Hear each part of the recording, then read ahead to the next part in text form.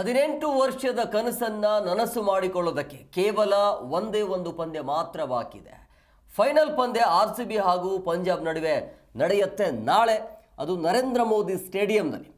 So ಎರಡೂ team ಚೆನ್ನಾಗಿದೆ. So ಯಾವುದೇ ಟೀಮ್ ಗೆದ್ದರೂ ಕೂಡ ಇತಿಹಾಸ ಅಂತೂ ನಿರ್ಮಾಣ ಆಗುತ್ತೆ.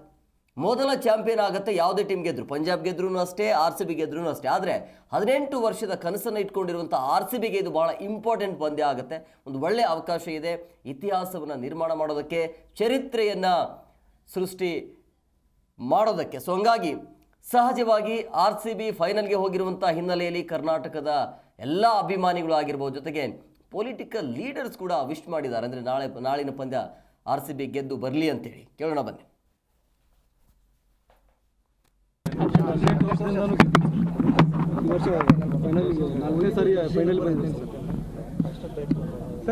ಹದಿನೆಂಟು ವರ್ಷಗಳ ನಂತರ ನಮ್ಮ ಕರ್ನಾಟಕದಿಂದ ಉದಯವಾದಂಥ IPL team RCB royal Challengers ಏನೈತಿ ಇವತ್ತು ಫೈನಲಿಗೆ ಮುಟ್ಟಿದ್ದು ನಮಗೆಲ್ಲರಿಗೂ ಭಾಳ ಅಂದ್ರೆ ಭಾಳ ಸಂತೋಷದ ವಿಚಾರ.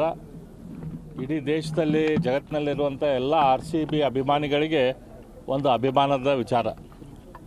ನಾಳೆ ಆಗುವಂಥ ಕ್ರಿಕೆಟ್ ಮ್ಯಾಚ್ದಲ್ಲಿ RCB ಫೈನಲ್ಸ್ದಲ್ಲಿ ವಿಜಯಶಾಲಿ ಆಗಲಿ ಅಂಥೇಳಿ ನಾನು ಈ ದೇವರಲ್ಲಿ ಪ್ರಾರ್ಥಿಸ್ತೀನಿ. ಎಲ್ಲ ಅಭಿಮಾನಿಗಳು ಕೂಡ ನಿರೀಕ್ಷೆಯಿಂದ RCB IPL ಕಪ್ಪನ್ನು ಗೆಲ್ತೈತೆ ಅಂಥೇಳಿ ನೋಡ್ತಾ ಇದ್ದಾರೆ, ಕಾಯ್ತಾ ಇದ್ದಾರೆ. ನಾನು RCB ಮೇಲೆ ಗೆಲ್ಲರು ಅಂತ ಹೇಳ್ತೇನೆ ಹೊರತಾಗಿ ಈಗ ಎಲ್ಲ ಒಳ್ಳೆ ಪ್ಲೇಯರ್ ಅದಾರ. ಅದಕ್ಕೆ ನಾನು ಹೇಳೋದು ಗೆದ್ರೆ ಸಾಕಲ್ಲ, ನಮ್ಗೆ ಅದೇ ದೊಡ್ಡ ಗೌರವ. ಅದಕ್ಕೆ ಹೆಚ್ಚಿಂದ ಗೆಲ್ತಾರೆ, ಅದು ಆ ವಿಶ್ವಾಸ ನನಗೂ ಇದೆ. ಸರ್, ಈಗ ಅಭಿಮಾನಿ ಒಂದು ತಂಡದವ್ರನ್ನ ಕರ್ಕೊಂಡು ಬರ್ತಾರೆ, ಬಸ್ ಬಂದ್ರೂ ಕೂಡ ಅದ್ರ ಹಿಂದೆ ಓಡ್ತಾ ಇರ್ತಾರೆ.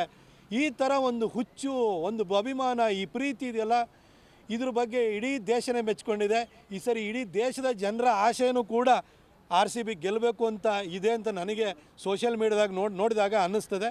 ಖಂಡಿತ ಆ ತಾಯಿ ಚಾಮುಂಡೇಶ್ವರಿ ಈ ಸರಿನಾದ್ರೂ ಕಪ್ಪು ಗೆಲ್ಲುವಂತಹ ಶಕ್ತಿಯನ್ನು, ಅದರ ಜೊತೆಗೆ ಅದೃಷ್ಟವನ್ನು RCBಗೆ ಕೊಡ್ತಾಳೆ ಅಂತೇಳಿ ಹೇಳ್ಬಿಟ್ಟು ನಾನು ಭಾವಿಸಿದ್ದೀನಿ. ಆ ತಾಯಿನೂ ಕೂಡ ಪ್ರಾರ್ಥಿಸ್ತೀನಿ.